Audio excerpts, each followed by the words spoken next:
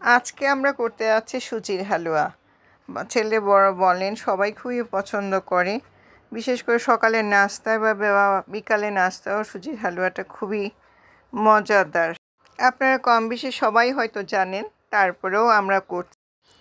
প্রথমে একটা ফ্রাই প্যানে পরিমাণ মতো সুজি নিয়ে অনেকক্ষণ চুলায় নাড়তে হবে। বেশ কিছুক্ষণ নাড়ার পরে তারপরে আমরা এতে দিয়ে দেব পরিমাণ মতো চিনি, যে যেরকম মিষ্টি খেতে পছন্দ করেন।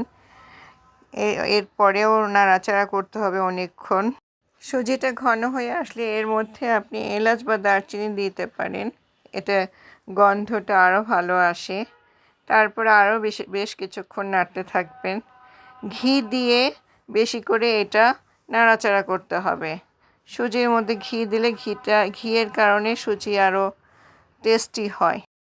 হালুয়ার কাজই হচ্ছে বেশিক্ষণ নাড়াচাড়া করা। এটা যতক্ষণ ধরে নাড়তে থাকবেন ততই মজাদার হবে। এর টেস্ট আরও বাড়ানোর জন্য আপনি এখানে বিভিন্ন রকম বাদাম, পেস্তা, কিশমিশ দিতে পারেন, এতে হালুয়ার স্বাদটা আরও বৃদ্ধি পাবে।